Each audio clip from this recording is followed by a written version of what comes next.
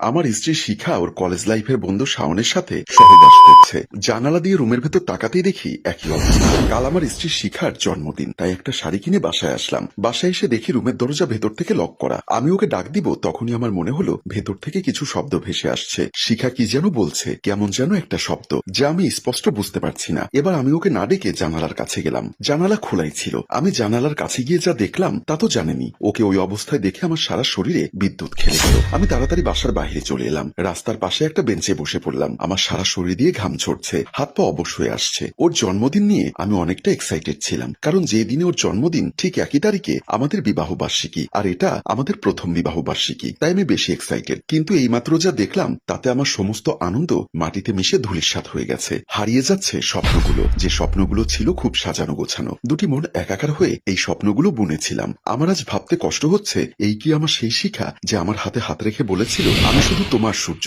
আমি সূর্যের শিখা হয়ে বাঁচতে চাই আজীবন, আমি তোমার আলোয় আলোকিত হতে চাই। দিবে না আমায় সেই অধিকার? কিন্তু কি শিখা, তুমি জানো আমি অনাথ। আমার চারকুলে কেউ নেই, নেই বাড়ি গাড়ি টাকা পয়সা। অনেক কষ্টে লেখাপড়া করেছি। শিখা হাসে। ওকে বলেছিল আমার ওসব কিচ্ছু চাই না। সত্যি বলছি, আমার কিচ্ছু চাই না, আমার শুধু তোমাকে চাই। আর তুমি গ্রাজুয়েট, পড়াশোনা কমপ্লিট করেছো, তাও আবার নিজের যোগ্যতায়। দেখো, তোমার একটা চাকরি হয়ে গেলে আমরা ঠিক মানিয়ে নিতে পারবো। ওর কথাগুলো শুনে আমি সেদিন হাসি মুখে ওর দায়িত্ব নিতে রাজি হয়েছিলাম। জীবনের শেষ নিঃশ্বাস পর্যন্ত ওর সাথে থাকবো কথা দিয়েছিলাম। শিখাও আমাকে প্রতিশ্রুতি দিয়েছিল জীবনের শেষ দিন পর্যন্ত শুধু আমার থাকবে। শিখার বাবা মা আমাদের সম্পর্কটা জেনে গেছিল। তারা শিখাকে অন্য জায়গায় বিয়ে দিতে চাইলেও আমার হাত ধরে চলে আসতে চায়, যার ফলশ্রুতিতে ওর বাবা ওকে তার কাছে মৃত বলেছেন। তবুও শিখা আমার সাথে থাকার জন্য চলে আসে। আর যেদিন ও সব ছেড়ে চলে আসে সেদিন ছিল ওর জন্মদিন। শিখা চলে আসাতে সেদিনই আমরা বিয়ে করে নিয়েছিলাম। কয়েকদিনের মধ্যে আমার একটা চাকরি হয়ে গেল। ভালোই কাটছিল আমাদের জীবন, কিন্তু এখন সব এলোমেলো হয়ে গেছে। তবে আমার বিশ্বাস হচ্ছে না শিখা আমার সাথে এরকম করবে। কিন্তু এইমাত্র যা দেখলাম তা তো আর মিথ্যা না। এর মাসুল শিখাকে দিতেই হবে। অপবিত্র হয়ে বেঁচে থাকার কোনো অধিকার নেই। ও আমার মনটাকে খুন করে ফেলেছে।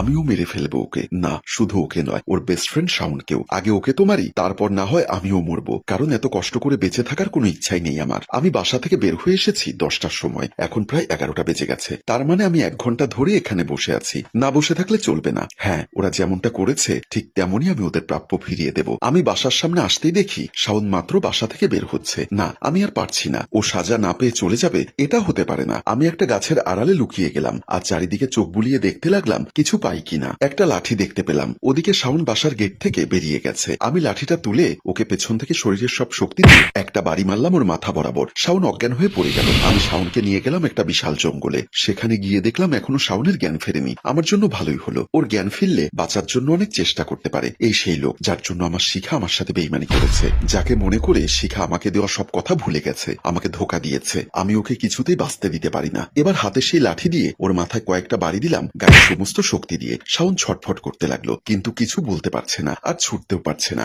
আমি আরো কয়েকটা বাড়ি দিয়ে ওর মুন্ডুটা ঘুরিয়ে দিয়েছি। ওর নিথর দেহটা মাটিতে পড়ে আছে, কারণ আমি চাই ওর লাশটা শিয়াল কুকুররা খাক, তাই মাটি চাপা দেইনি। আমার সমস্ত শরীর দিয়ে ঘাম ঝরছে। এবার শিখার পালা। শিখাকেও মারতে হবে। হ্যাঁ, মারতেই হবে। শাওনকে খুন করে মাত্র বাসায় ফিরলাম আমার স্ত্রীকে খুন করব বলে। শাওনকে মারাটা আমার জন্য যতটা সহজ ছিল, শিখাকে শেষ করে দেওয়া আমার জন্য ততটা সহজ নয়। কারণ আমি তাকে ভালোবাসি। তাই সারা দিন এদিক ওদিক ভবঘুরের মতো কাটিয়ে এখন বাসায় ফিরছি মাতাল হয়ে। আজ আমার মাথায় রক্ত চড়ে গেছে। সেই ছোটবেলা থেকেই কষ্ট পেতে পেতে এতখানি বড় হয়েছি। এখনো আমাকে কষ্ট দিতে মন চায়, তাই না? আমার ভালোবাসাকে অপমান করার শাস্তি পেতে হবে তোমার। আমি তো কষ্টে কষ্টে মরে যাব, কিন্তু তোর মতো বিশ্বাসঘাতক কেউ বাঁচতে দিব না। ঘড়ির দিকে তাকিয়ে দেখি রাত 12:30 বেজে গেছে। আমি বাসার উদ্দেশ্যে যাচ্ছি। আমার যত কষ্টই হোক ওকে আমার মারতেই হবে। তাই আমার রুমের দিকে গেলাম। এবার দরজাটা খোলাই ছিল, তাই ভেতরে গেলাম। কিন্তু রুমে গিয়ে যা দেখলাম তার জন্য আমি একটুও প্রস্তুত ছিলাম না। দেখি শিখা বিছানায় পড়ে আছে। তাকে দেখে মোটেও স্বাভাবিক মনে হচ্ছে না। আমি দৌড়ে তার কাছে গেলাম। কাছে গিয়ে দেখি শিখার হাত পা ঠান্ডা, নিঃশ্বাস পড়ছে না। তার পাশেই একটা ঘুমের ঔষধের পাতা, যার মধ্যে একটা ঔষধও নেই। তার মানে শিখা নিজেকে শেষ করেছে।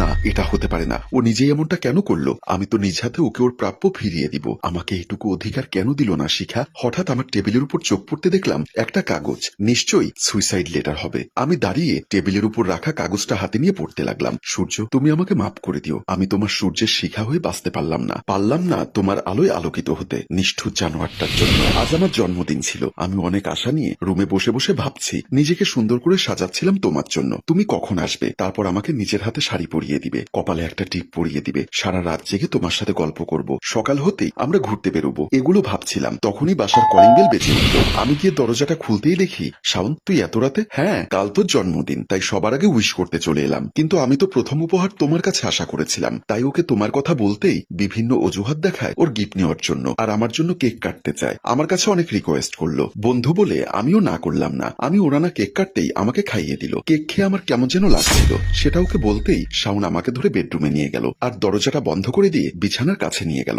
আমাকে জড়িয়ে ধরে বলল ও নাকি কেকে উত্তেজিত করার মেডিসিন মিশিয়েছে। কলেজ লাইফে আমি তোকে কয়েকবার প্রপোজ করেছি, কিন্তু তুই না করে দেওয়ায় আজ এই শাওন এরকম করেছে। আমি তখন ওকে বাধা দেওয়ার অবস্থায় নেই, কিন্তু তবু শাওনের কাছ থেকে সবকিছু শোনার পর যতটুকু সম্ভব হয়েছে নিজেকে রক্ষা করতে অনেক চেষ্টা করেছি, কিন্তু পারলাম না, কারণ খুব দ্রুত আমি দুর্বল হয়ে গেছি। আমার ভেতর উত্তেজনা শুরু হলো, আমার শরীর আমার ইচ্ছার বিরুদ্ধে ওর ছোঁয়া পেতে চাইল। আমি পারিনি উঠ থেকে বাঁচতে, সঁপে দিলাম নিজেকে বন্ধু নামের জানোয়ারটার কাছে। সূর্য, আমার স্বপ্নগুলো শুধু তোমাকে ঘিরে ছিল, কিন্তু ভেঙে গেল অমানুষটার জন্য। আমি কখনো অপবিত্র হয়ে তোমার মাঝে বাঁচতে পারবো না, তাই চলে যাচ্ছি তোমায় ছেড়ে। জানো, তোমাকে ছেড়ে একটুও যেতে ইচ্ছা করছিল না, কিন্তু আমি চাই না এই কলঙ্কিত দেহটা নিয়ে তোমার সামনে দাঁড়াতে। যদি কোনো ভুল করে থাকি মাফ করে দিও। ইতি, সূর্যের শিখা। নিজের স্ত্রীকে খুন করার প্ল্যান করে বাসায় আসলাম, তার লেখা সুইসাইড নোট পড়ে আমার খুব কষ্ট হচ্ছে। না না, আমার কেন কষ্ট হবে? আমি তো ভুল করে হলেও নিজ হাতেই শাওন নামের জানোয়ারটাকে মেরেছি, কিন্তু সেটা তুমি দেখলে না শিখা, তুমি দেখলে না আমার কত কষ্ট হচ্ছে। আমি তোমাকে কি মাপ করব? তুমি কোনো ভুল করনি, ভুল করেছি আমি। হ্যাঁ, আমি ভুল করেছি